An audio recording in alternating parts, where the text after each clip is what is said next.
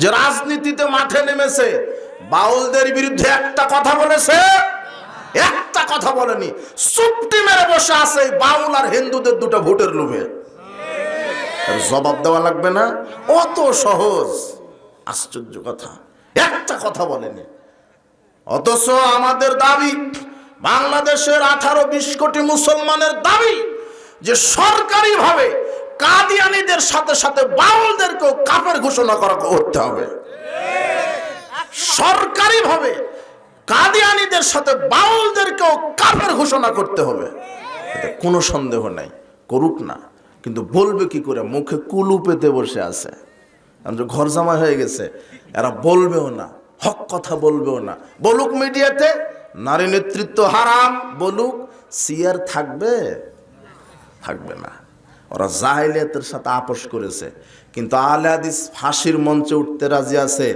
জাহেলিয়াতের সাথে 1 সেকেন্ড আপোষ করবেন ইনশাআল্লাহ, মনে রেখো তুমি। তো ওটাই আপনাকে বুঝতে হবে আজকে মানহাজ। সেটা কি? আপনার ঈমানকে নিয়ন্ত্রণ করবে মানহাজ। কাকে নিয়ন্ত্রণ করবে? ঈমান। কিভাবে? ঈমান মানে কি? ঈমান মানে বিশ্বাস না। ঈমান মানে স্বীকৃতি প্রদান করা। কি স্বীকৃতি? বিশ্বাস যদি হয় তাহলে আবু জেহেল উতবা সাহেব এরাও ঈমানদার হয়ে যাবে। কোরআন মাজিদ আল্লাহ বলছেন, ওয়ালা ইন সাআলতাহুম মান খালাকাস সামাওয়াতি ওয়াল আরদ, যদি আবু জেহেল উতবা সাহেব এদেরকে জিজ্ঞাসা করো আকাশ জমিনের স্রষ্টাকে, মান নাযালা মিনাস সামাই মাআন, আকাশ থেকে বৃষ্টি দেয় কে, জমিন থেকে ফসল দেয় কে, ওমান খালাকাহুম, তোমাদেরকে সৃষ্টি করলো কে, তারা এক বাক্যে বলবে লা ইয়াকুলুন্নাল্লাহ, আল্লাহ। মানে আবু জেহেল উতবা সাহেব এরাও বিশ্বাস করে সৃষ্টিকর্তাকে, তো আপনিও তো বিশ্বাস করেন। তার মানে আবু জেহেল ঈমানদার, আপনিও কি? তার মানে ঈমান মানে শুধু বিশ্বাসের নাম নয়, পারিভাষিক অর্থ বুঝতে হবে। আত-তাসদীক ফিল জানান, আমাল বিল আরকান, ইউকালু লাহুল ঈমান, ইকরার বিল লিসান। ঈমান হচ্ছে মৌখিক স্বীকৃতি, 1, অন্তরের স্বীকৃতি 2, 3 হচ্ছে আমলে বাস্তবায়ন। আবু জেহেল উতবা সাহেব মৌখিক স্বীকৃতি দিয়েছে, কিন্তু কর্মে বাস্তবায়ন করেনি। তো আপনিও বলছেন আল্লাহ, কিন্তু আল্লাহর ইবাদত করেন না, বরং আল্লাহর সাথে শিরক করেন। বাংলাদেশে যারা খানকা পূজা, মাজার পূজা করে, দরগা পূজা করে, পীর পূজা করে, আর আবু জেহেল উতবা সাহেব এদের চাইতে বড় মুশরিক। কেন? আবু জেহেল উতবা সাহেব শুধু মূর্তিকে সেজদা দিয়েছে, কোনোদিন কাবা ঘরে গিয়ে আল্লাহকে সেজদা দেয়নি। কিন্তু বাংলাদেশের মূর্তি পূজক যারা আছে, খানকা পূজক যারা আছে, পীর পূজক যারা আছে, এরা মসজিদে আল্লাহকেও সেজদা মানে, মরা পীরকেও মানে। এরা হলো মুনাফিক মুশরিক এক একটা। এরা ওদের চাইতে বড় মুশরিক। কথা বুঝেছেন? কবর পূজা, মাজার পূজা, খানকা পূজা শিরক। এই জন্য ঈমান হচ্ছে স্বীকৃতি, 3টার সমন্বয় ঈমান। এইবারে দেখেন, ঈমানকে নিয়ন্ত্রণ করবে কোন জিনিস? মানহাজ। কিভাবে? মানহাজুস সালাফ, একটা কথা আমি বলেছি বক্তব্যে, মানে সালাফদের মানহাজ। আপনার মানহাজ, আপনার ঈমান, আপনার আকীদা কাদের মতো হতে হবে? সালাফদের। মানে সালাফ মানে কারা? মুহাম্মদ সাল্লাল্লাহু আলাইহি ওয়াসাল্লাম, সাহাবায়ে কেরাম, তাবিঈগণ, তাবিঈগণ। কয়জন আসলো? মানে 3টাই ধরেন, মুহাম্মদ এবং মুহাম্মদ সাল্লাল্লাহু আলাইহি ওয়াসাল্লাম, সাহাবায়ে কেরাম, এরা শ্রেষ্ঠ যুগের মানুষ।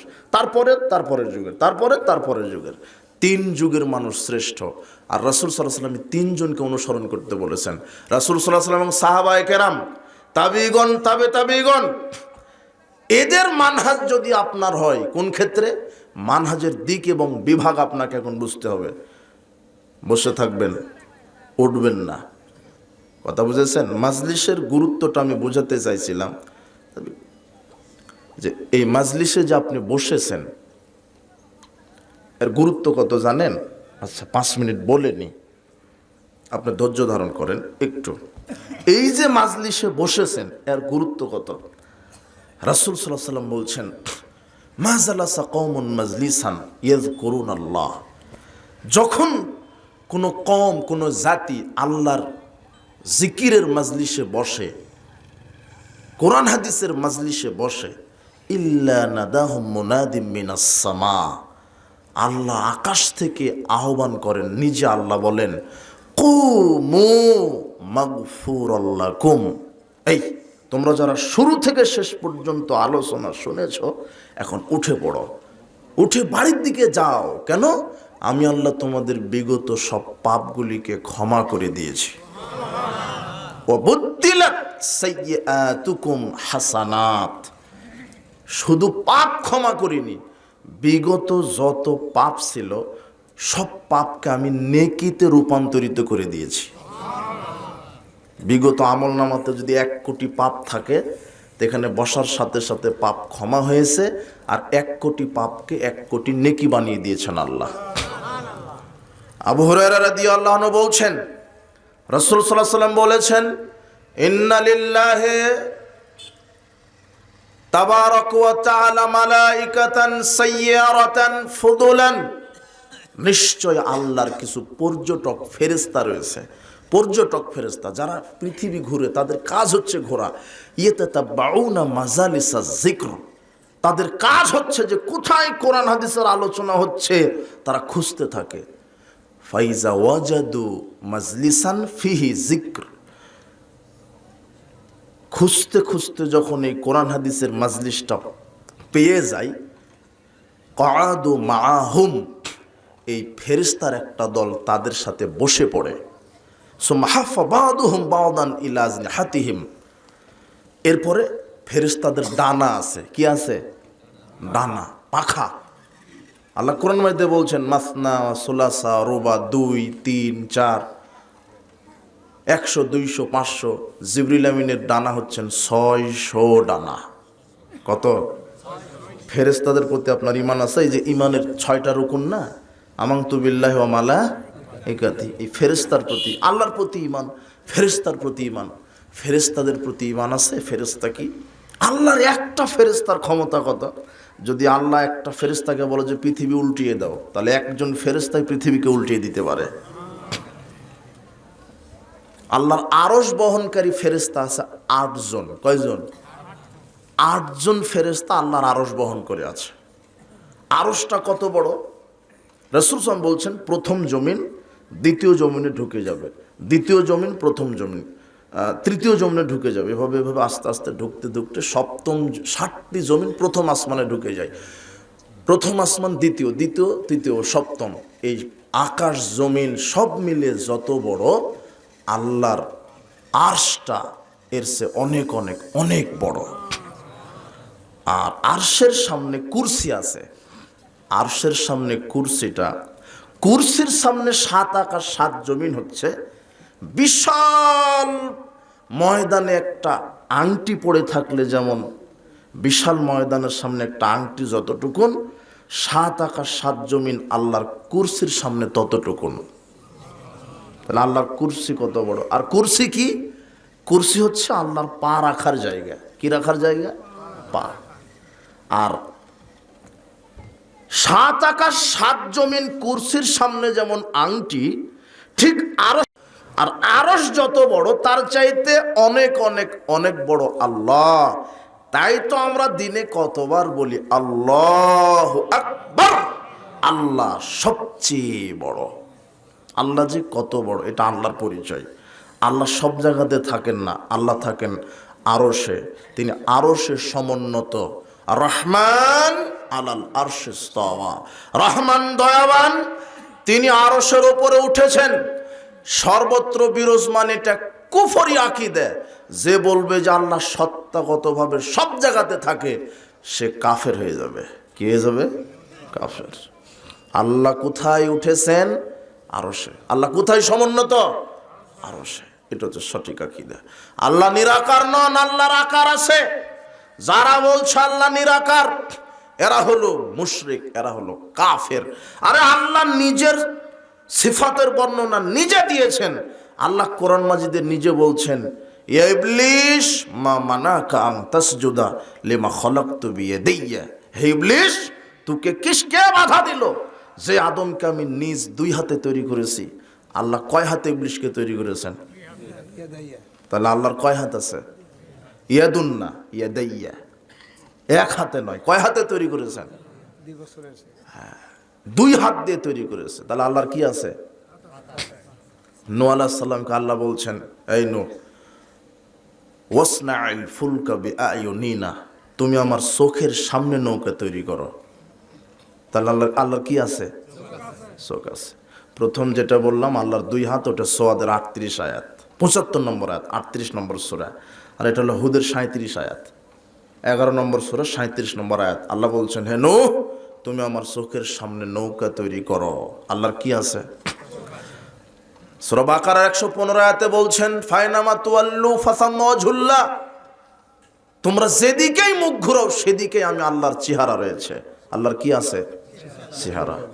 এরপরে সূরা কলমের 42-43 আয়াতে বলছেন, ইয়াউমা ইউকশাফু আন সাকিউ ওয়া ইদউনা ইলাস সুজুদি ফালা ইস্তাতিউন, বিচারের মাঠে আল্লাহ তার পায়ের নলা প্রকাশ করবেন যাতে করে মানুষ তাকে সেজদা দিতে পারে, কিন্তু যারা দুনিয়াতে বেনামাজি আল্লাহকে সেজদা দেয়নি তারা সেজদা দিতে পারবে না।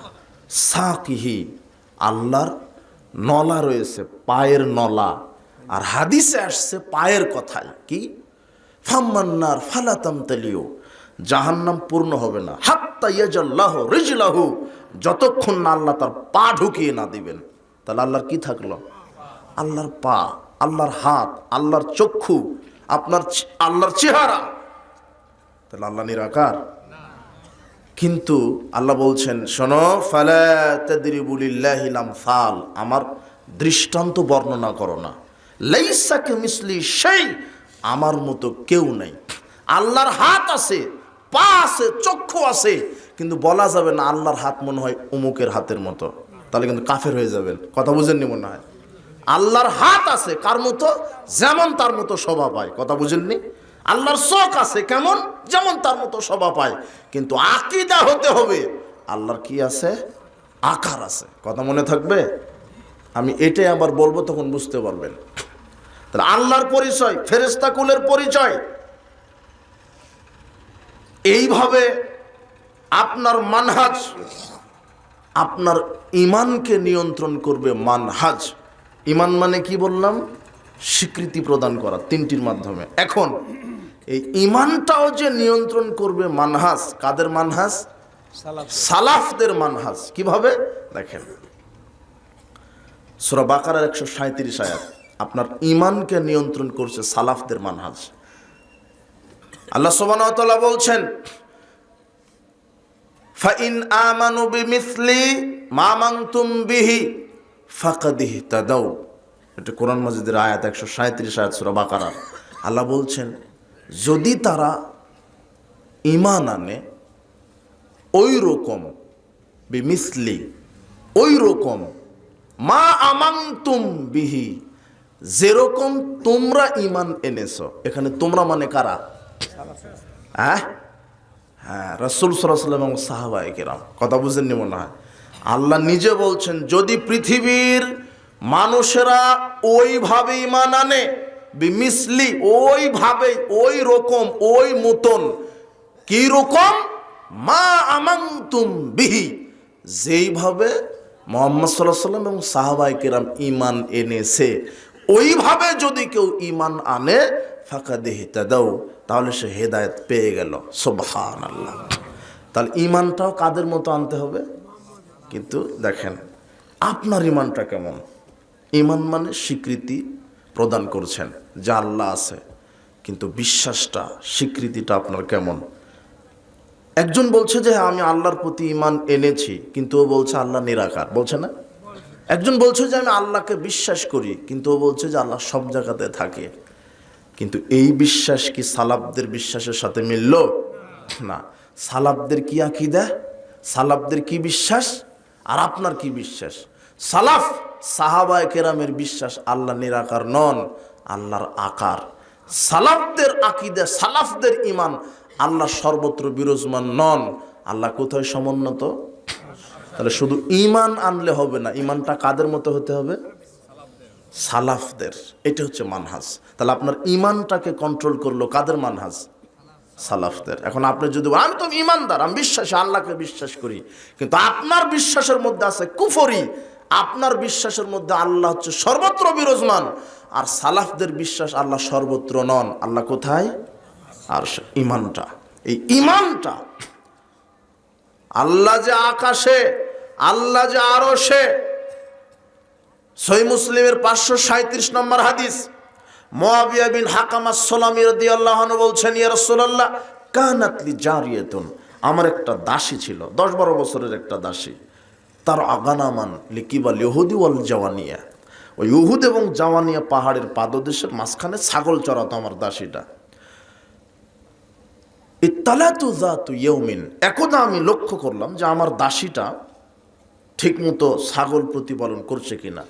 ফাইদা যিবুকা যাহাবু বিশাতিম মিন গানামিহা, আমি দেখলাম যে একটা ছাগলকে নেকড়ে বাঘ ধরে নিয়ে চলে গেল।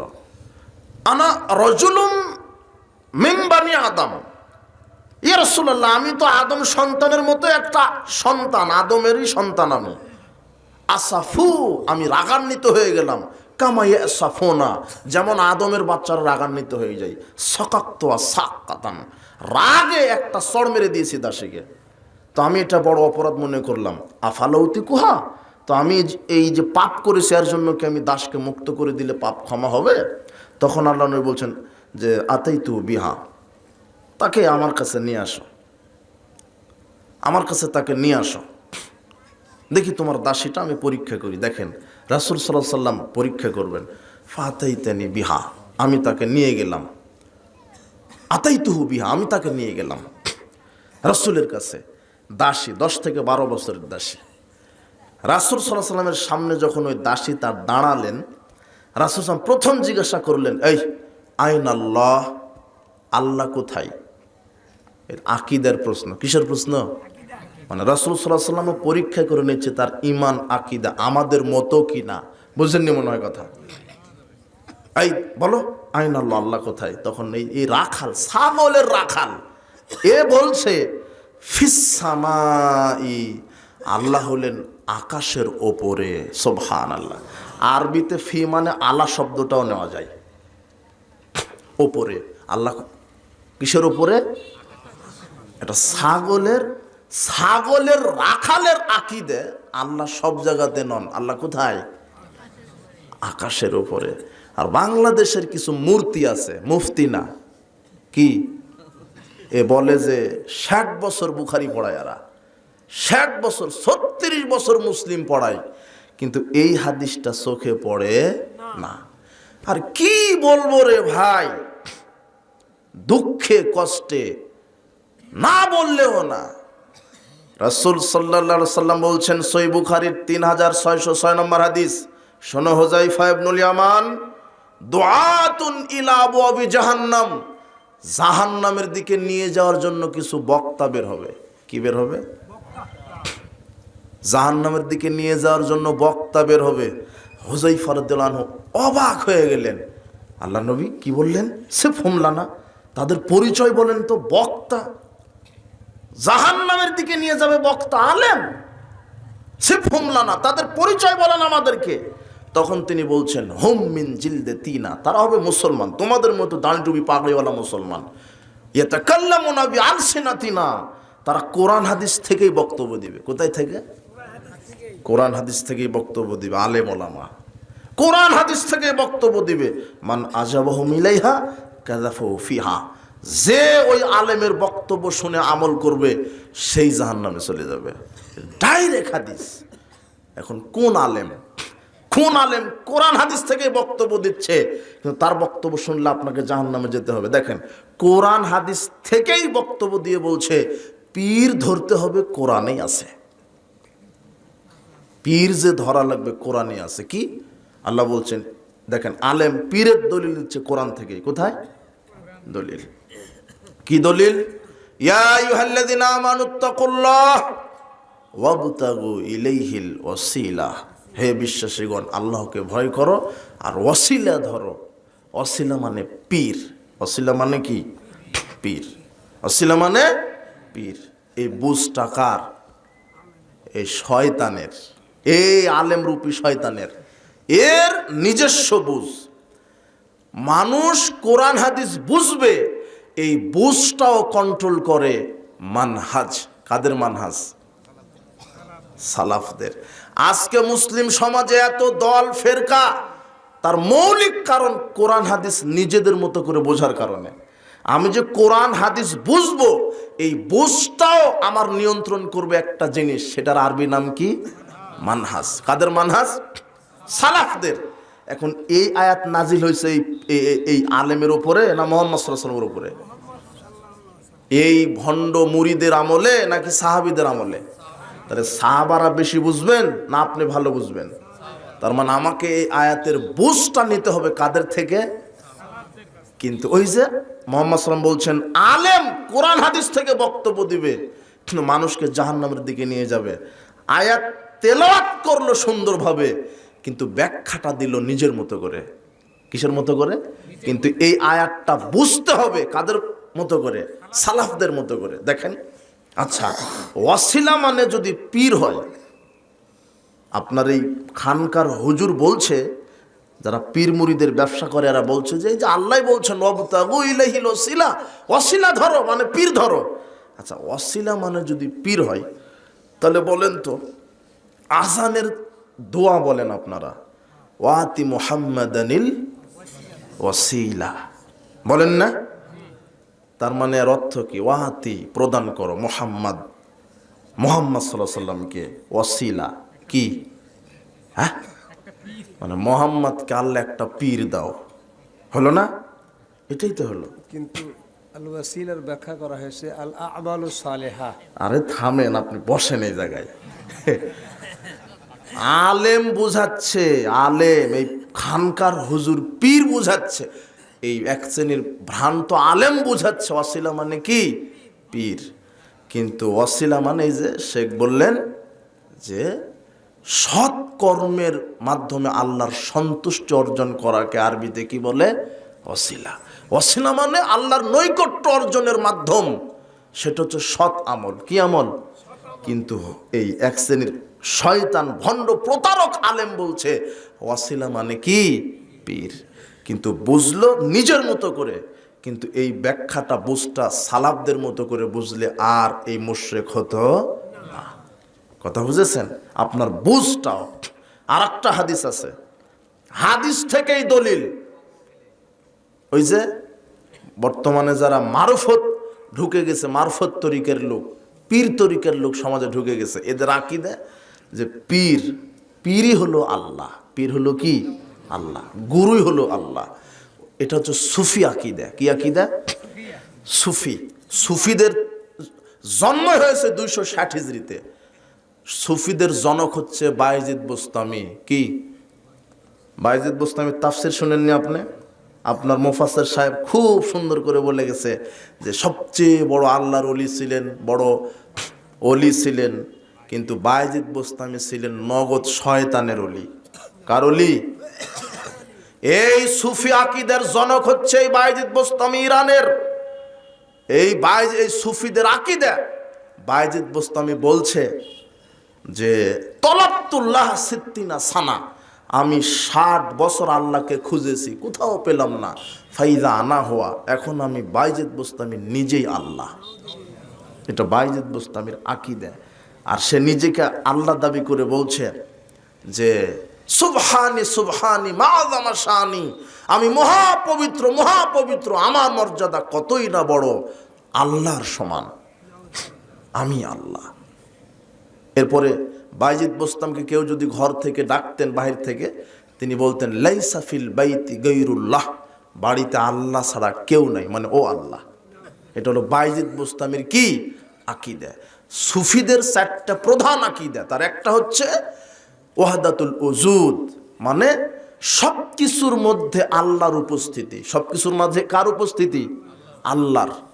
এই যে যারা মারফত করে বেড়ায় এখন, যারা পীরতন্ত্র মুরিদ পীরের যারা ব্যবসা করে, এরা হলো সুফি রোগে আক্রান্ত, এরা হলো সুফিবাদ। এদের আকীদা যে মানুষ, গরু, ছাগল, সাপ, ভেড়া, ব্যাঙ আর আল্লাহর মধ্যে কোনো পার্থক্য নেই। মানে আল্লাহর এক একটা অংশ, সাপ, ব্যাঙ, মানুষ, গরু সব আল্লাহর অংশ। হুয়াল কওলু বিআন্নাল্লাহ ইয়াহিল্লু ফিল ইনসান, মানুষ যখন ইবাদত করে ধ্যান করতে করতে এক সময় মানুষের ভিতরে আল্লাহ যখন ঢুকে যায়, তখন মানুষই আল্লাহ হয়ে যায়। এটা হলো কি আকীদা? দেখেন, শুনেন শুনেন একটু। সূরা নূরের 35 নম্বর আয়াত আল্লাহ বলছেন, আল্লাহু নূরুস সামাওয়াতি ওয়াল আরদ। আল্লাহ হলেন আকাশ সমূহের এবং জমিনের নূর, আলো। এইটা দলিল মেরে দিল। দেখেন, এই আয়াত নিজের মতো করে বুঝেছে। আকাশ এবং জমিনের সমস্ত নূর হচ্ছে আলো। একটা কথা আছে না, আল্লাহর নূরে নবী পয়দা, নবীর নূরে সারা জাহান পয়দা। নাউজুবিল্লাহ কোন? কোথায় আল্লাহ? আল্লাহ হচ্ছেন খালেক, মানুষ হচ্ছে মখলুক, সৃষ্টি। মানুষকে সৃষ্টি করেছেন আল্লাহ মাটি দিয়ে, নূর দিয়ে নয়। এর আগে জুমা মুবারক ছিল, মুবারক। রসুলের দাড়ি মুবারক, দাঁত মুবারক বলতো না? আর এখন কিন্তু আর মুবারক নেই। শয়তান চেঞ্জ করে বলছে যে এখন নুরানি লাগাও, নুরানি টুপি, নুরানি পাঞ্জাবি, নুরানি আতর, নুরানি কোরআন, নুরানি জর্দা। জর্দাও নুরানি হয়ে গেছে। মানে এদের আকীদা সব নুরানি, আল্লাহর নূরে সব তৈরি। এই সুফিদের আবু ইয়াজিদ ওরফে বাইজিদ বোস্তামির শিষ্য ছিলেন হুসাইন বিন মানসুর হাল্লাজ। নাম শুনেননি? শুনেছেন? এই হুসাইন বিন মানসুর হাল্লাজ, এই শয়তান আবার বলছে যে নাহনু রুহানি, আমার রূহ আর আল্লাহর রূহ দুইটা, হাল্লালনা বাদানান। এখন আমি মানসুরের ভিতরে ঢুকে এখন একটাই রূহ হয়ে গেছে, এখন আমি আল্লাহ হয়ে গেছি। আনাল হক আনাল হক, এখন আমি আল্লাহ, আমি আল্লাহ। এটা হলো হুসাইন বিন মানসুর হাল্লাজের আকীদা। আর এই হুসাইন বিন মানসুর হাল্লাজের শিষ্য দুইটা ছিল ইবনুল আরাবি আর নাবলুসি। এই দুইজন শয়তান কি বলছে জানেন? সব তো আল্লাহর নূরে তৈরি, মানুষও আল্লাহর নূরে তৈরি, কুকুর, শ্রীগাল, ব্যাং সব আল্লাহর নূরে তৈরি, সব নূরানি। কাজেই বলছে এগুলো তথ্য না দিলে আপনি পাবেন কোথায়? ওয়াজ শুনেছেন? একটু ওয়াজ শোনেন। এই বাউলদেরকে আজকে আমি সাইজ করব, করাই লাগবে। দেখেন কি সেটা, এই নাবলুসি আর নাবলুসি বলছেন যে মানুষ যখন স্ত্রীর সাথে সহবাস করে তখন আল্লাহর সাথেই সহবাস করে। এটা হলো মারফতি পীরদের আকীদা, এখনো আকীদা। এরা আপনাকে সরাসরি বলবে না, গোপনে ওদের মুরিদ হলে রাত 12টায় বলবে এরা। দেখেন আপনি, আমি বলছি থামেন, আজকে আপনি বুঝবেন ইনশাআল্লাহ একটু। সেটা কি? এই সুফিদের এই আকীদা, এই আকীদা চলে আসছে যে সব তো নূর, তাহলে মহিলাও নূরের তৈরি, আল্লাহর নূরের তৈরি। কাজেই কেউ যদি তার স্ত্রীর সাথে সহবাস করে, কার সাথে সহবাস করলো? নাউজুবিল্লাহি মিন যালিক। এই হলো আকীদা, একটা আকীদা। এরপরে কি? প্রকৃত পীর হচ্ছে আল্লাহ, প্রকৃত পীরই হচ্ছে আল্লাহ। এটা হলো সুফিদের আকীদা, মারফত এই পীরতন্ত্রের আকীদা। পীর হচ্ছে আল্লাহ। আর এই সুফি রোগে আক্রান্ত এই বাউল ফাউল লালন মতবাদ যেটা বাংলাদেশে চলছে, এই বাউলদের উৎপত্তি হয়েছে ভারতের নদিয়া জেলায়। চৈতন্যদেব 1500 খ্রিস্টাব্দের পরের দিকে এটা আবিষ্কার করেছেন। এরপরে বাউলদের ইতিহাস আপনি যতই দেখবেন, বাউলদের ইতিহাস সব হিন্দুদের নাম পাবেন। কাদের? হরিচন্দ্র, কালাচাঁদ, আদিনাথ, নিত্যনাথ, মনাই ফকির, এগুলো সব হলো বাউলদের আদিগুরু। কাদের? বাউলদের। আর বাংলাদেশের মূল প্রচারক ছিলেন কুষ্টিয়ার সেউড়িয়া গ্রামের লালন শাহ। কে? লালন। এই লালন হচ্ছে বাংলাদেশের লালন, এই বাউলদের প্রধান গুরু। লালন মতবাদ। আসলে বাউল, এই লালন একটা ধর্ম। এই এরা বলে বাউলরা, আপনাকে এইভাবে বলবে না তো, প্রকাশ্যে বলবে না, বললে তো মার খাবে। ওদের মুরিদ হলেই বলবে লা ইলাহা ইল্লাল্লাহ লালন রসুল্লাহ। আপনি বাউল তত্ত্ব পড়েন বই, তাদের কিতাব ঘাটেন, আপনি এগুলোই পাবেন। এদের আকীদা যে এত খারাপ, বাউলদের আকীদা, এরা ইসলামকে বিকৃত করেছে, মুহাম্মদ সাল্লাল্লাহু আলাইহি ওয়াসাল্লামকে নিয়ে কটূক্তি করেছে, আল্লাহকে নিয়ে মিথ্যাচার করেছে এই বাউলেরা। এদের আকীদা যদি আপনি শোনেন, আপনি আজব হয়ে যাবেন, অবাক হয়ে যাবেন। বাউলদের আকীদা কি জানেন? অনেক আমাদের দেশের শিক্ষিত কিছু কুলাঙ্গার আছে, এরা বলছে যে বাউল সঙ্গীত না শুনলে নাকি তৃপ্তি আসে না। বাউল সঙ্গীতে বলছে, মন পাগল রে গুরু ভজনা, গুরু বিনে মুক্তি পাবে না, গুরু নামে আছে সুধা, যিনি গুরু তিনি খোদা। এই বাউলদেরও আকীদা যে যিনি পীর তিনি কি আল্লাহ, ওই যে সুফি রোগে আক্রান্ত। কথা বুঝেননি? এই বাউলদের আকীদা কি? যিনি গুরু তিনি খোদা। আর বাউলদের কোনো জাতগাত নাই, কোনো জাতগাত নাই। এরা হিন্দু, গ্রিক, পারসিক, বৌদ্ধ, মুসলিম সব ধর্মকে একত্রিত করে ইসলামকে এরা একেবারে পচিয়ে নষ্ট করে ফেলেছে। এদের কাছে কোনো হিন্দু মুসলিম জাত নাই। বাউল তার গানে বলছে, যে যা ভাবে তাই হয়, রাম রহিম করিম কালা এক আড্ডা জগৎময়। মানে বাউলের কাছে রামও যা, রহিম কার নাম? বুঝেন? কিছু বুঝেন? রহিম কে? রাম আর রহিম নাকি একজনই। কথা বুঝেননি মনে হয়? এটা হলো বাউলদের আকীদা। এই লালনের আকীদা। লালন নিজে বলেছে জাত কাকে বলে। গতকাল গাড়িতে আমি লালনদের একটু গান শুনলাম, যে দেখি এদের গান দিয়ে কি বোঝায় এরা। তো বলছে যে খাতনা দিলে হয় মুসলমান, নারী জাতির হয় কি বিধান। মানে পুরুষের খাতনা দিলে পুরুষকে মুসলমান হয়, তো নারীর তো কি বিধান। মানে এই মূর্খের জানাই নাই যে নারীরও খাতনার বিধান আছে, কিন্তু এ জানা নাই। এ বলছে যে খাতনা দিলে নাকি মুসলিম হয়।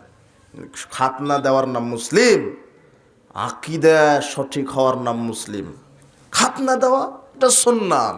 এটা কি? রাসূলের সুন্নাত। এরপরে কি? আর একটা গান আছে, ভালোবাসা নয় কবু অপরাধ, তাই বলে এত কেন প্রতিবাদ। কথা বুঝেছেন? মানে কি বোঝালো জানেন?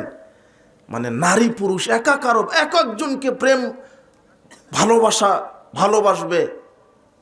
কুষ্টিয়া সরকারি কলেজের প্রাক্তন বাংলা বিভাগের সভাপতি আবু জাফর সাহেব, তিনি এক সময় কঠিন লালন ভক্ত ছিলেন। কিন্তু তিনি যখন লালনের ইতিহাস পড়লেন, সব গানগুলি শুনলেন, তিনি নিজেই বিবৃতি দিয়েছেন। ইসলামিক ফাউন্ডেশন পত্রিকা আপনি পাবেন, 44তম বর্ষ, প্রথম খণ্ডের প্রথম পাতার 233 পৃষ্ঠায়, প্রথম সংখ্যার 233 পৃষ্ঠায় পাবেন। উনি একটা বিবৃতি দিয়েছে। তিনি বলছেন যে লালন গানে অনেক সাম্যের কথা থাকলেও অধিকাংশই লালন তার গানের মাধ্যমে সমাজে যৌনাচার ছড়িয়ে দিয়েছেন। কি ছড়িয়ে দিয়েছেন? যৌনাচার। লালন একটা চিরস্থায়ী ফিতনা। লালন মতবাদের যারা লালন গীত, লালন সঙ্গীত শুনেন, এদের গানের মূল টার্গেট হচ্ছে ইসলামকে এরা পচিয়েছে, আর সমাজে যৌনবৃত্তি ছড়ানো এদের মূল টার্গেট। কিভাবে? আপনি তো বুঝবেন না, না বললে বুঝবেন না, আর ওদের ভাষাও বুঝবেন না। ওটা কি? লালন শাস্ত্রে, বাউল শাস্ত্রে লতা সিদ্ধি বলে তাদের দুইটা শব্দ আছে। কি? লতা সিদ্ধি। এই লতা, অনেক নারীর নাম আছে, লতা আছে। আচ্ছা, এই লতা মানে বাউলদের কাছে কি জানেন? হ্যাঁ, বাউলদের কাছে লতা মানে কি? লতা হচ্ছে নারীর যৌনাঙ্গ। লতা মানে কি বাউলদের কাছে? আর সিদ্ধি মানে একটা অনুষ্ঠান, একটা কাণ্ড। এই বাউলদের কাছে বলবেন যে, বাউলরা কিন্তু সালাত আদায় করে না, জানেন? আপনি খবর নেন, আমার কথা তদন্ত করেন আপনি। এদের আকীদা যে আপনারা সেজদা দেন না কেন, সালাত আদায় করেন না কেন, তখন এই বাউল শয়তানেরা বলবে ইবলিশ পৃথিবীর সব জায়গাতে সেজদা দিয়েছে, সেজদা দিতে পারেনি শুধু নারীর যৌনাঙ্গে, তাই আমরা শুধু নারীর যৌনাঙ্গে সেজদা দিই, তাহলেই জান্নাত ওয়াজিব। এটা আপনি মুরিদনা তাদের বলে দিবে, এদের বই কিতাব পড়েন সব বলে দিবে। একটা বই বলে গেলাম বাউল তত্ত্ব, এই বইটা সংগ্রহ করে আপনি পড়েন। আরও উইকিপিডিয়ায় আপনি নেটে সার্চ দেন।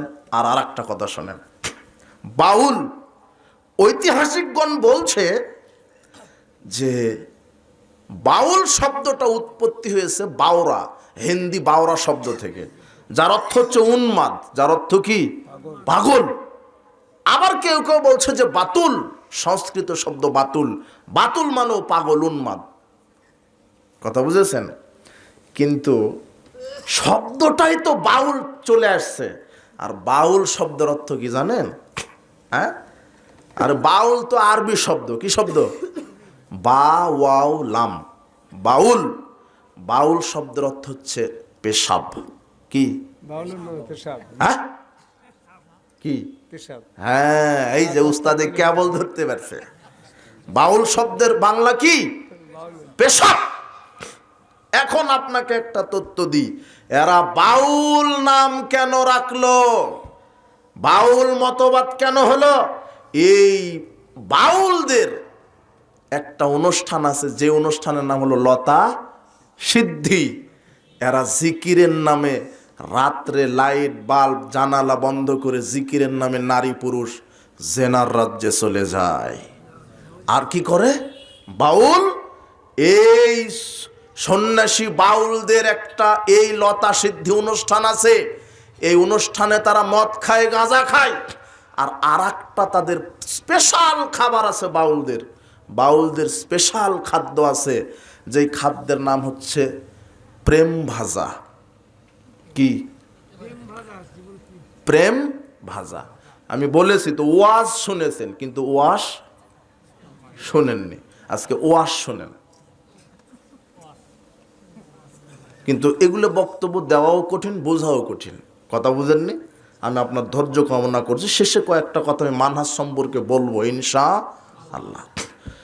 এদের একটা খাদ্য হচ্ছে প্রেম ভাজা।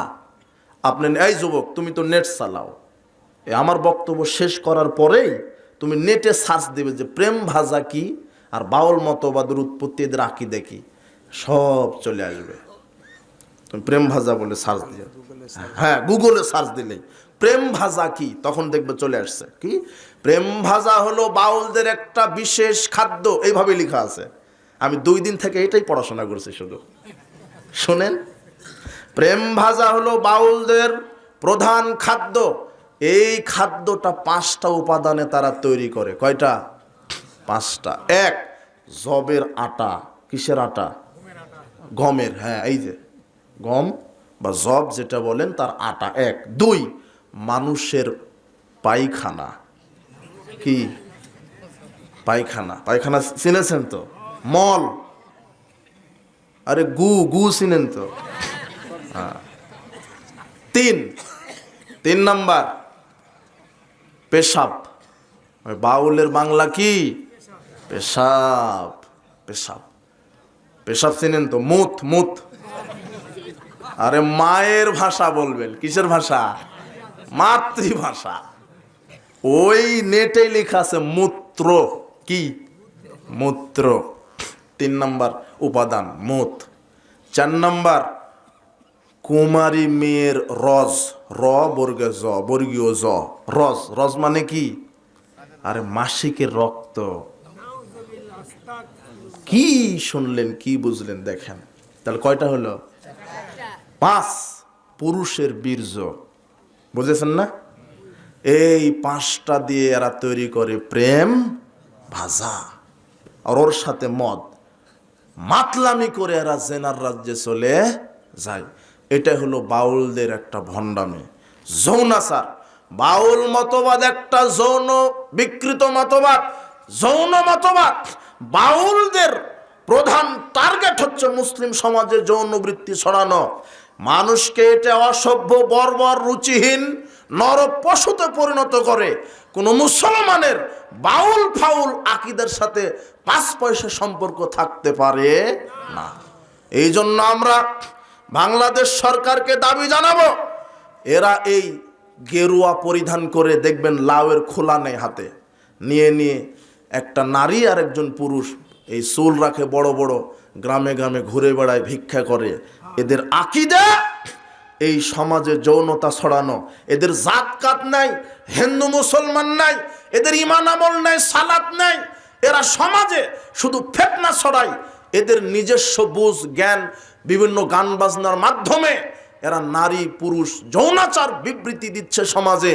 এই জন্য আমরা এই বাংলাদেশ সরকারকে আমরা অচিরেই আমরা এটা জানাতে চাই, আপনি রাষ্ট্রীয়ভাবে কাদিয়ানীদেরকে কাফের ঘোষণার সাথে সাথে এই বাউলদেরকেও কাফের ঘোষণা করতে হবে। কথা বুঝেছেন? এরা কাফের, এদেরকে যে কাফের মনে করবে না সেও কি কাফের। সাবধান। এই যে কোরআন থেকে এরা সব দলিল দিবে, এই জন্য এই বাউলের আবিষ্কার হয়েছে এইভাবে। এদের আকীদা, এদের মানহাজ এরকম। ওই যে সুফি আকীদা মারফত পীরতন্ত্রের আকীদা। আমি বললাম যে এক শ্রেণীর হুজুর আছে যে কোরআন থেকেই দলিল দিবে, পীর ধরা কি ফরজ, নিজের মতো করে বুঝবে। মানহাজ, আপনার ঈমানকে নিয়ন্ত্রণ করলো কে? মানহাজ। আপনার আকীদাকে নিয়ন্ত্রণ করছে কে? মানহাজ। আপনার বুঝ মানে কোরআন হাদিস বুঝতে হবে কাদের মতো করে? সালাফদের মতো করে। নিজের মতো করে যদি বুঝেন, বলে না যে মোহাম্মদী আল্লাহ, এই সুফিরাই বলে মোহাম্মদী কি আল্লাহ। তার কোরআন দলিল কোরআনে আছে। দলিল কোথায় আছে? কোরআনে। দেখবেন দলিল, দেখেন সূরা আনফাল বাহির করেন 17 নম্বর আয়াত, 8 নম্বর সূরা এটা।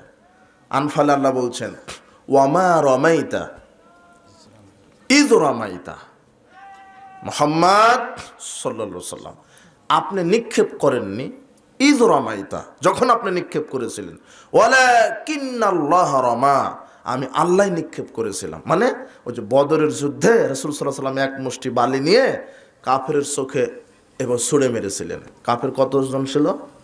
1000। সমস্ত কাফেরদের চোখে বালিকণা ঢুকে গেছিল। তো রাসূল সাল্লাল্লাহু আলাইহি সাল্লাম যখন এক মুষ্টি বালি নিয়ে ছুঁড়ে মারলেন, এই ঘটনা আল্লাহ বলছেন মুহাম্মদ সাল্লাল্লাহু আলাইহি সাল্লাম আপনি নিক্ষেপ করেননি, ওটা আমি আল্লাহ নিক্ষেপ করেছিলাম। মানে মুহাম্মাদি কি বুঝে না? এত বুদ্ধি কম থাকলে হবে নাকি? ওদের তো বুদ্ধি ঠিকই আছে। এই যে বলছে, এই যে আল্লাহ বলছে মোহাম্মদ যখন নিক্ষেপ করলো আল্লাহ বলছে ওটা মোহাম্মদ নয়, ওটা কে? আমি আল্লাহ। তার মানে মোহাম্মদি কি? এই যে দলিল কোরআনের, মোহাম্মদি কি আল্লাহ। কিন্তু এই বুঝটা কাদের মতো বুঝলো? শয়তানের মতো। কাদের মতো? শয়তানের মতো। আল্লাহর নবী বলছেন এক শ্রেণীর আলেম বের হবে যারা বক্তব্য দিবে কোরআন হাদিস থেকেই। তাদের বক্তব্য শুনে যারা ঈমান আমল আকীদা পোষণ করবে তারা কোথায় যাবে?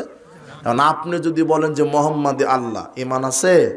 এই যে হুজুরি যে দলিল দিল কোরআন থেকে, কথা বুঝেননি? কিন্তু এর সঠিক বুঝ কি? কাদের বুঝ নেবেন? মানহাজুস সালাফ। কাদের বুঝ নিতে হবে? এর বুঝ হচ্ছে আল্লাহ এটা বোঝাতে চাইলেন যে মুহাম্মদ আপনি নিক্ষেপ করেননি, যখন আপনি নিক্ষেপ করেছিলেন ওটা আমি আল্লাহ নিক্ষেপ করেছিলাম। মানে আপনি শুধু ছুঁড়ে মেরেছেন, কিন্তু সমস্ত কাফেরের চোখে বালিকণা পৌঁছে দেওয়ার দায়িত্ব আমি আল্লাহ গ্রহণ করেছিলাম। এটা হলো বুঝ। কথা বুঝেননি?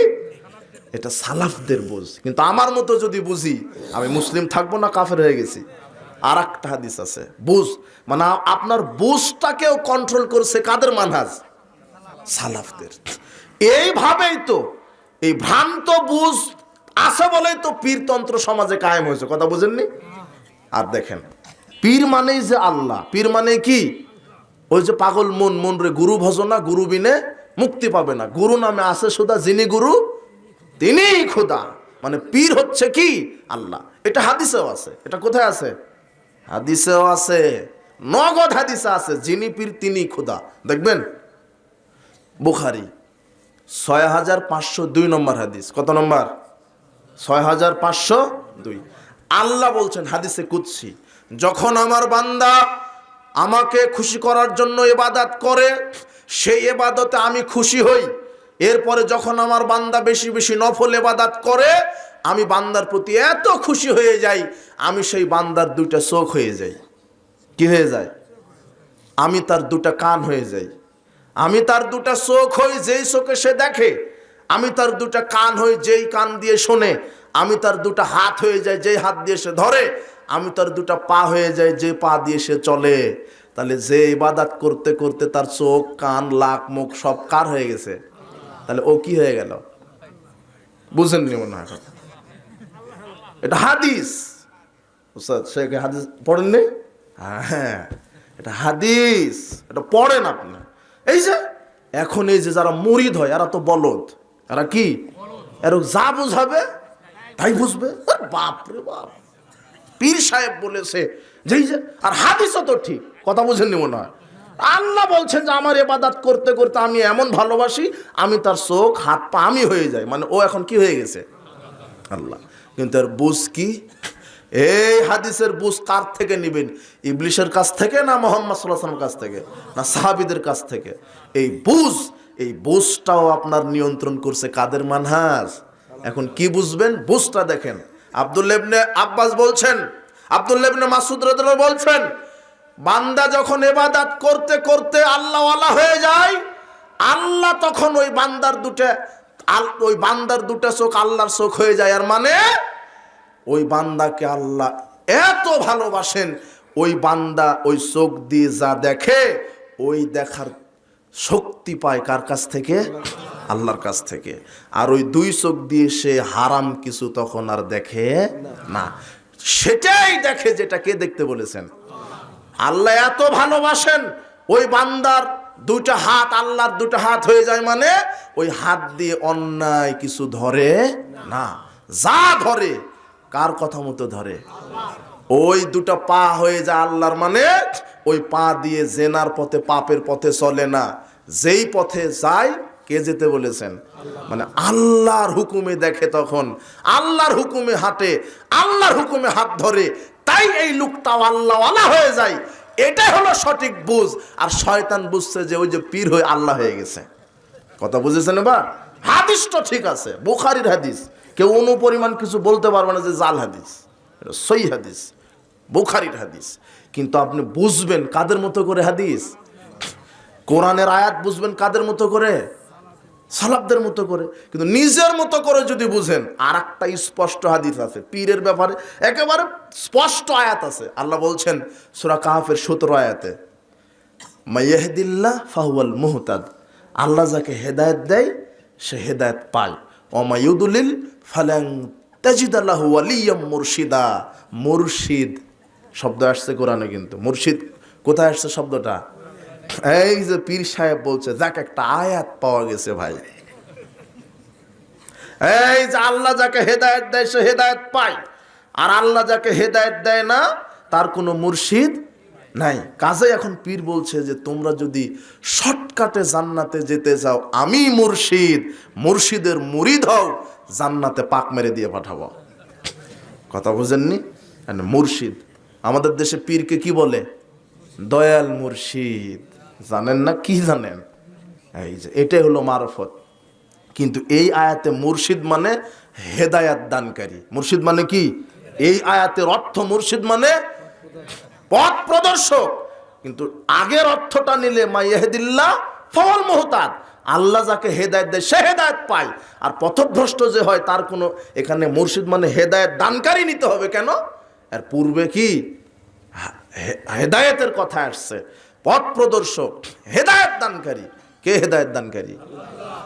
কোন নবী রাসূলের ক্ষমতা হয়নি তার উম্মতকে কি দেওয়ার। নূহ আলাইহিস সালাম তার ছেলেকে হেদায়েত দিতে পেরেছে? ইব্রাহিম আলাইহিস সালাম নবীদের বাপ, তার বাপকে হেদায়েত দিতে পেরেছে?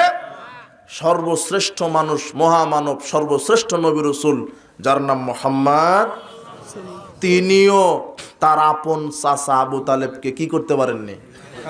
আরে বলছে, দেখেন ভাষা দেখেন, এত সুন্দর ভাষা বলছে, ইয়া আম্মি, হে আমার চাচা, কুল লা ইলাহা ইল্লাল্লাহ, আপনি একবার বলেন। কয়বার?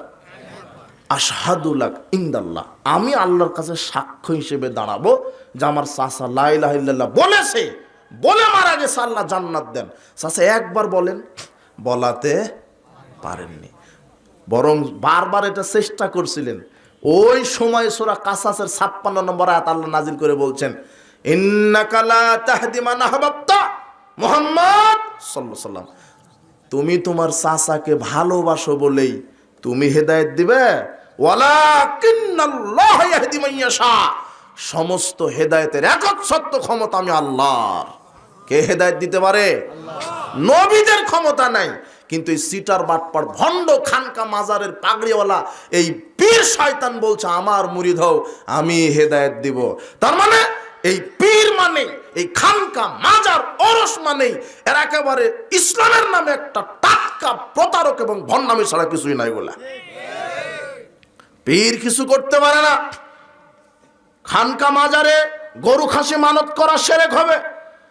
পীরের উসিলাই জান্নাতে আকীদা শিরক। পীর কবরে জীবিত থেকে কল্যাণ অকল্যাণ করতে পারে, আকীদা শিরক। পীর কবরে জীবিত আছে, আকীদা শিরক, কুফরি আকীদা। কেউ যদি বলে পীরের দরগায় খানকায় মাজার ওরসে দান করলে বালা মুসিবত কেটে যায়, সে কাফের হয়ে যাবে, মুশরিক হয়ে যাবে। কেন? সারা পৃথিবীর আল্লাহ বলছেন আব্দুল্লাহ ইবনে আব্বাস, তুমি জেনে রাখো, ওয়ালাম লাবিস্তামাত আলা ইয়ানফাউকা লা শাই, সারা পৃথিবীর সব উম্মত যদি একত্রিত হয়ে তোমার অনুপরিমাণ উপকার করতে চাই, লাম ইয়ানফাউকা ইল্লা বিশাইইন কাদ কাতাবাহু আল্লাহু লাক, তোমার ওই পরিমাণই উপকার করতে পারো যেই পরিমাণ আল্লাহ লিখে রেখেছেন। তার বেশিও পারবে না, কমও পারবে না। আল্লাহ মুহাম্মদ সাল্লাল্লাহু আলাইহি ওয়াসাল্লামকে বলছেন, ওয়াইয়ামসাসকাল্লাহু বিদুররিন ফালা কাশিফা লাহু ইউরিদুকা বিখাইরিন ফালা রাদ্দা লিফাদলি। মুহাম্মদ সাল্লাল্লাহু আলাইহি ওয়াসাল্লাম, আমি যদি তোমাকে কল্যাণ করতে চাই, পৃথিবীর কারো ক্ষমতা নাই অকল্যাণ করার। আমি যদি তোমাকে অকল্যাণ দিতে চাই, পৃথিবীর কারো ক্ষমতা নাই তোমাকে কল্যাণ। কল্যাণ অকল্যাণের মালিক কে? বালা মুসিবত দেওয়ার মালিক কে? সন্তান দিতে পারে কে? শুধু ছেলে দিতে পারে কে? শুধু মেয়ে দিতে পারে কে? ছেলে মেয়ে উভয় দিতে পারে কে? ছেলে মেয়ে কিছুই কাউকে দিবে না, বন্ধ করে রাখতে পারেন কে? রিজিক দাতা কে? পাপ ক্ষমাকারী কে? জান্নাত দাতা কে?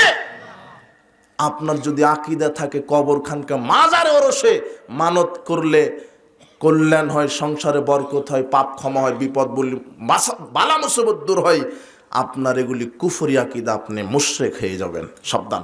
আরে পীর তো বহুদূরের কথা, সারা পৃথিবীর যত পীর আছে, এই পীরের ক্ষমতা নেই উপকার করার, ক্ষতি করার। সমস্ত মরা পীর, জীবিত পীর, সারা পৃথিবীর সমস্ত মরা পীর আর জীবিত পীর যদি একত্রিত হয়ে প্রচেষ্টা চালায়, আপনার মাথার একটা কালো চুলকে সাদা করার ক্ষমতা নাই। তো আপনার কি করবে? আপনার পীরের দরগায় যান মানে সাবধান। কিন্তু এক শ্রেণীর হুজুর, খানকার পাগড়িওয়ালা হুজুর, পীর ধরতে হবে, দলিল কোথায় থেকে মেরে দিচ্ছে? কোরআন থেকেই। কেউ যে বুঝ হচ্ছে শয়তানের। রাসূল সাল্লাল্লাহু আলাইহি ওয়াসাল্লাম এটা আগেই বলে দিয়েছেন, 1847 নম্বর হাদিস।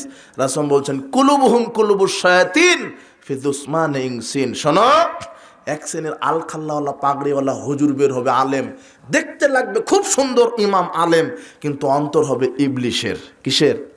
এই যে হুজুরি কোরআন থেকে পীরের দলিল দিচ্ছে। এইভাবে যদি কত কোরআনের অপব্যাখ্যা করেছে। মিলাদের দলিল কোরআনেই আছে। কোথায় আছে? ইয়া নবী সালাম আলাইকা, জিলাপি খায়, আছে না? এই যে মিলাদ আছে, নবীর মহব্বত, কোরআনে আছে। ইন্নাল্লাহা ওয়া মালাইকাতাহু ইউসাল্লুনা আলান নবী, এই যে কোরআনে আল্লাহ দরুদ পড়েন, ফেরেশতারা দরুদ পড়ে। এই আয়াত বুঝতে গেলেও মানহাজুস সালাফ, কাদের মানহাজ লাগবে? সালাফদের। দেখেন তো, ইন্নাল্লাহা ওয়া মালাইকাতাহু ইউসাল্লুনা আলান নবী, নিশ্চয় আল্লাহ এবং ফেরেশতাগণ তার নবীর উপরে কি পড়েন? দরুদ পড়েন। ইন্নাল্লাহা ওয়া মালাইকাতাহু, নিশ্চয় আল্লাহ এবং তার ফেরেশতা মণ্ডলী, ইউসাল্লুনা, তারা দরুদ পড়ে, আলান নবী, কার উপরে? আচ্ছা, ফেরেশতারা দরুদ পড়ে মেনে নেওয়া যায়, কিন্তু আল্লাহ যদি দরুদ পড়ে, এটা আপনি মেনে নেবেন কিভাবে?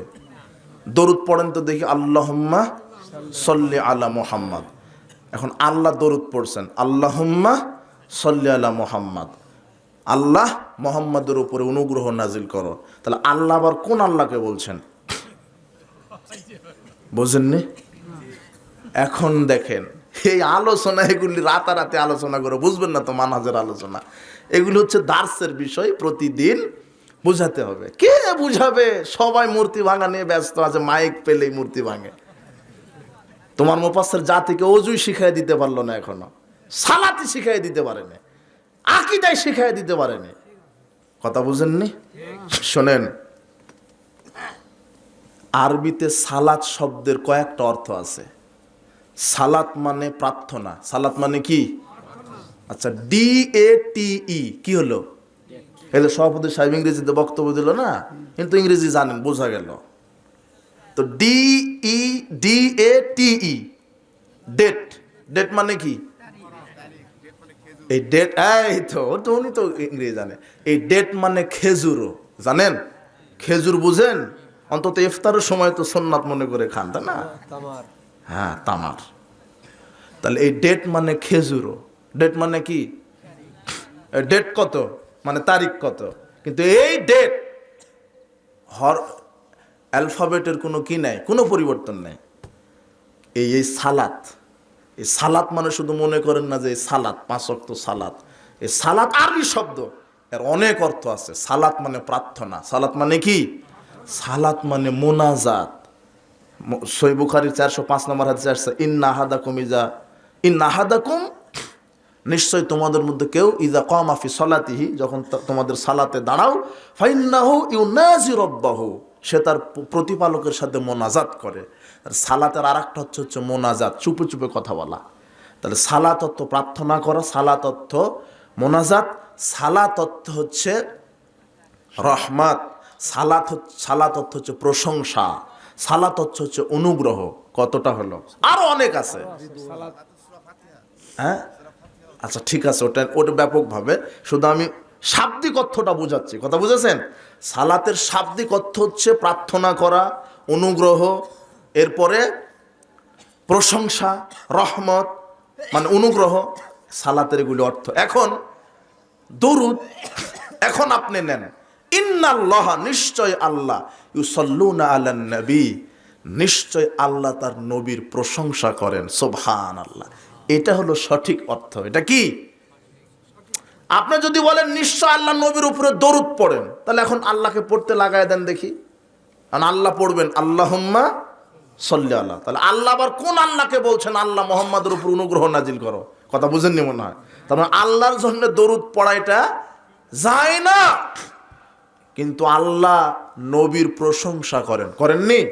সাহাবীদেরকে নিয়ে করেন, এই আমার নবী এরকম, দেখো আমার, ওয়ারাফা'না লাকা যিকরাক, আমি তার খ্যাতি যশ সারা বিশ্বময় করে দিয়েছি।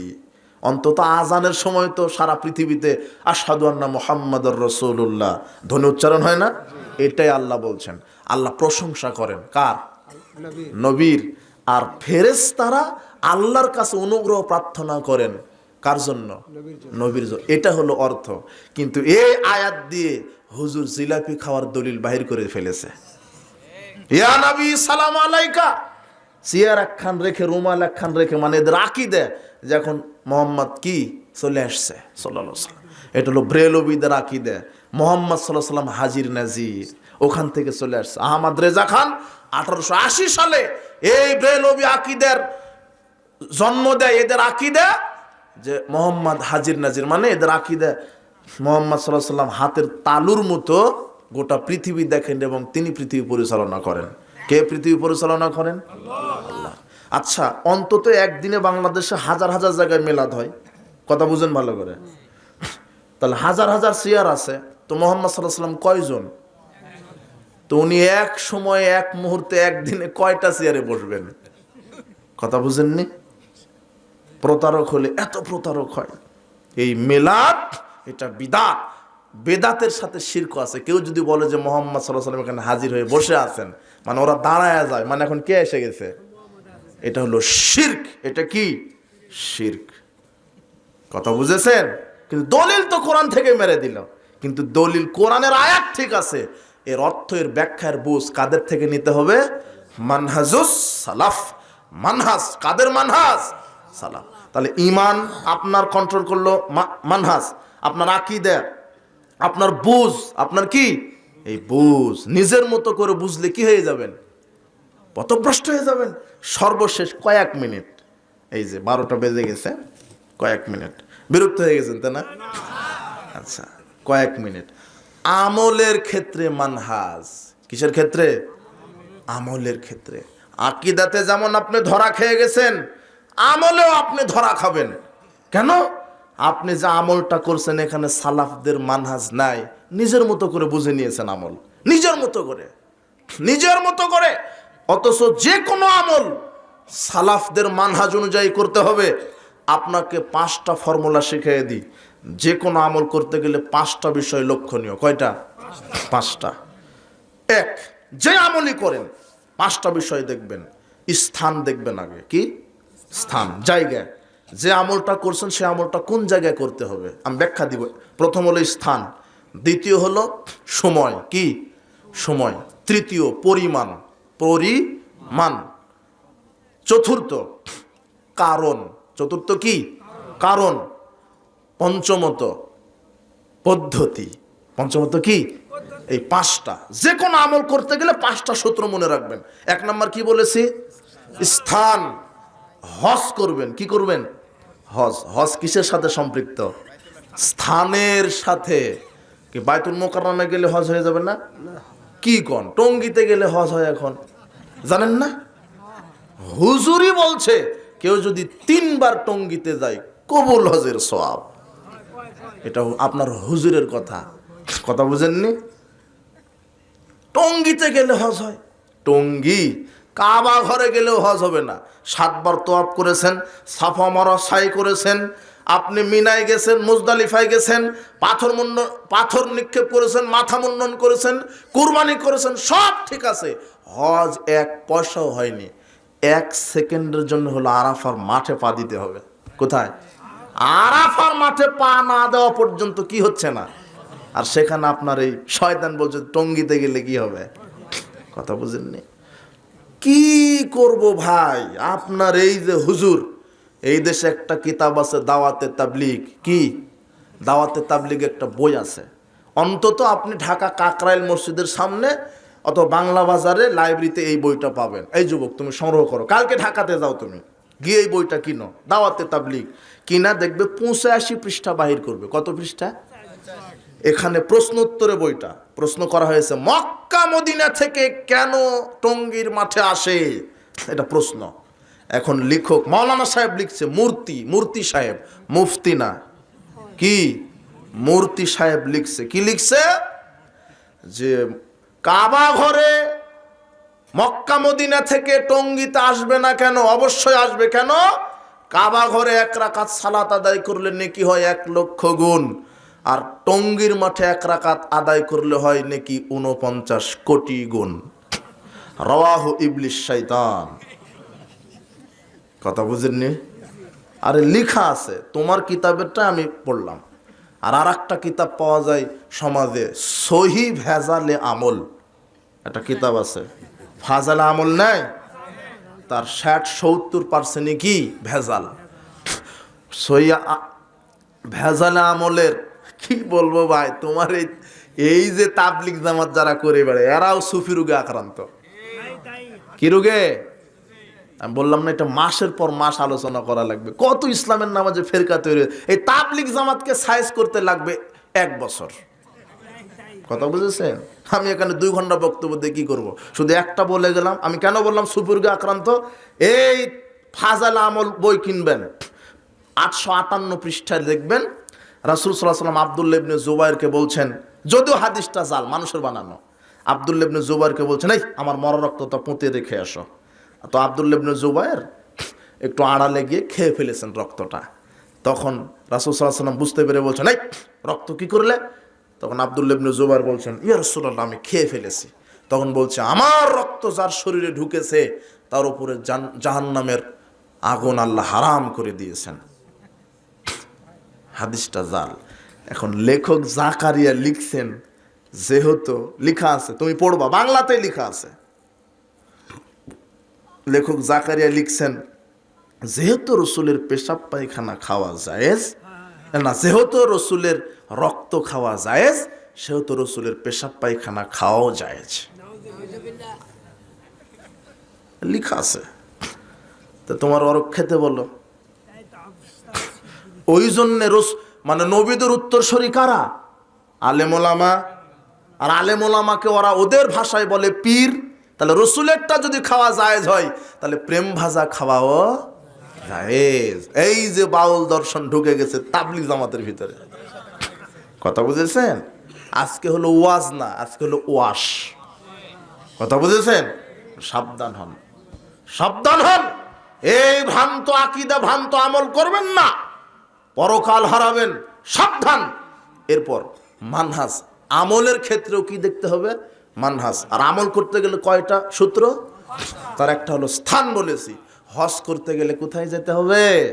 কাবা ঘরে, আরাফায়, টঙ্গিতে 1000 বার গেলেও এক নেকিও হবে না, ওটা বেদাত। কোনো কল্যাণের আশায় যদি যান, কথা মনে করে বুঝতে পেরেছেন? স্থান। এরপর হলো সময় বলেছে, কি সময়। আর এটা তো আপনি বুঝবেন, জোহরের সালাত যদি রাত 1টায় পড়েন তাহলে হবে? জোহরের সময় পড়তে হবে। কুরবানি কিনেছেন আপনার এই জয়পুরহাট বড় গরুহাট থেকে, 12 লক্ষ টাকা দিয়ে একটা ষাঁড় কিনেছেন, কিনে বলছেন যে আমার গরু সবার চেয়ে বড় গরু, কাজেই দেরি করা যাবে না, নামাজের আগেই মেরে দাও। তাহলে হবে না কেন? আপনারটা বড় গরু, কিন্তু রাসূল বলছেন নামাজের আগে যদি মারে তাহলে আবার পরে আর একটা কি করতে হবে, তার কুরবানি কি হবে না। তার সময়ের সাথে ইবাদত, কিসের সাথে? সময়ের সাথে। তাহলে বুঝতে পেরেছেন? যে কোনো আমল করেন সময় মতো, কি মতো? সময় মতো। 3 নাম্বার পরিমাণ। কি পরিমাণ? আপনি কি পরিমাণ সিয়াম রাখবেন, কি পরিমাণ সালাত আদায় করবেন, কি পরিমাণ তাসবিহ তেলাওয়াত করবেন, কোরআন তেলাওয়াত করবেন, মানহাজটা কাদের? সালাফদের। কি পরিমাণ সালাত আদায় করবেন? এক মাওলানা সাহেব দলিল দিচ্ছে, আরে তারাবির সালাত 20 কেন, 40-60 রাকাতও পড়তে পারে। দলিল কি? বুখারী মুসলিমের হাদিস। কি? সালাতুল লাইল মাসনা মাসনা, রাত্রের সালাত 2 করে। কি বুঝতাই না বুঝলো হুজুর, এত বড় মুহাদ্দিস, কিন্তু এই হাদিসটা বুঝতে হবে কাদের মতো করে? এখানে কাম অধ্যায় রচনা করেনি ইমাম বুখারী, কাইফ পদ্ধতি, রাসূল সাল্লাল্লাহু আলাইহি ওয়াসাল্লামের রাতের সালাতের পদ্ধতি কেমন ছিল এটা বোঝাতে গিয়ে এই হাদিসটা আনা হয়েছে যে তিনি রাতের সালাত 2 করে পড়তেন, কিন্তু বলা হয়নি কত রাকাত, কি কত রাকাত। পদ্ধতি শোনানো হয়েছে 2 করে। এখন যদি বলেন সালাতুল লাইল মাসনা মাসনা, রাসূল রাতের সালাত 2 করে পড়তেন, তার মানে হাদিস একটা পাইছে আমিও 2 করে পড়তেই থাকবো। কিন্তু রাসূল সাল্লাল্লাহু আলাইহি ওয়াসাল্লাম 2 করে পড়তেন কত রাকাত পর্যন্ত, কথা বুঝেননি? উনি যত রাকাত পড়েছেন আপনাকেও তত রাকাত পড়তে হবে। এখন আপনি বলবেন এটা কোনো কথা? রাসূল সাল্লাল্লাহু আলাইহি ওয়াসাল্লাম রাত্রের সালাত 13 রাকাতের বেশি পড়েন, সর্বোচ্চ 8 রাকাত, 10 রাকাত, 12 রাকাত, 13 রাকাত। 8 রাকাত তিনি তাহাজ্জুদ পড়লে 5 রাকাত বেতর পড়েছেন, এক হাদিস আসছে 13 রাকাত। 10 রাকাত পড়লে 3 রাকাত বেতর পড়ছে 13 রাকাত। 12 রাকাত পড়লে 1 রাকাত বেতর পড়ছে কত রাকাত? 13 রাকাত। 13 রাকাতের বেশি পড়েন না আপনি। এই সালাতুল লাইল মাসনা মাসনা বলে আপনি 20 কে 20 রাকাত জায়েজ বলছেন, মানে আশ্চর্য কথা। ইদান কিছুদিন আগে বেদাতিরা বলতো মক্কা মদিনায় চালু আছে, আমি চিন্তা করলাম এখন কি উদাহরণ দিবে। মক্কা মদিনায় তো এখন আর কয় রাকাত নাই, 20 রাকাত। যান এবার উমরা করতে যান, দেখে আসেন। শোনেন, আহলে হাদিসদের আমল কোরআন সুন্নাহ দ্বারা দলিল ভিত্তিক ঢেলে সাজানো, আলহামদুলিল্লাহ। মক্কা মদিনার আমল চেঞ্জ হতে পারে, কিন্তু আহলে হাদিসদের আমল চেঞ্জ হবে না ইনশাআল্লাহ, কথা বুঝেছেন? 50 বছর থেকে বাংলাদেশে বলে আসছে আহলে হাদিস আলেম ওলামা যে সতর্কমূলক 3 মিনিট 5 মিনিট দেরিতে ইফতার করা এটা ইহুদিদের বৈশিষ্ট্য। শুনেনি, কিন্তু এই গত বছর রাষ্ট্রীয়ভাবে কি করলো, সূর্য ডোবার সাথে সাথে কি করতে হবে?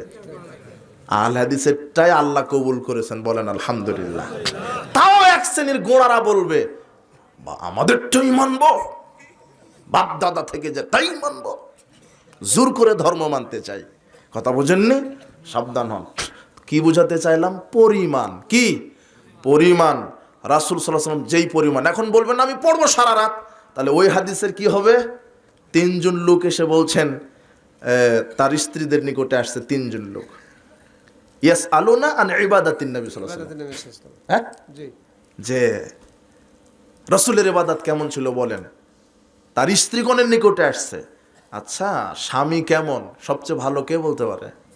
আপনি তাহাজ্জুদ পড়েন না কি করেন, কে বলতে পারবে? বিবিরে। হ্যাঁ, স্ত্রী বলতে পারবে।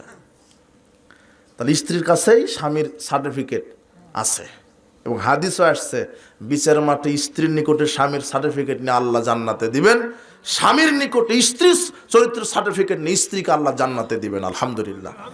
এই জন্য আপনি স্ত্রীর কাছে ভালো হন। কথা বুঝেননি? আর আপনিও জানি স্ত্রীর কাছে ভালো হন, আর আপনার কাছে জানি স্ত্রী কি হয়? ভালো হয়। আল্লাহ কবুল করুন। তো এখন বলছে যে কেমন ছিল রসুলের ইবাদত? ফালাম্মা উখবিরু, যখন বলল যে এই এই এই এই এই, তখন তারা বলছে কান্নাম তাকাল্লুহা, তার অল্প মনে করলেন। রসুলের ইবাদতকে কি মনে করলেন? ওয়াইনা নাহনু মিনান নবী সাল্লাল্লাহু আলাইহি ওয়াসাল্লাম, আমরা কোথায় আর নবী কোথায়? কাদ গুফিরা লাহু মা তাকাদ্দামা মিন যামবিহি ওয়া মা তাআখার, আল্লাহ তার সামনের পিছনের সব পাপ ক্ষমা করেছেন।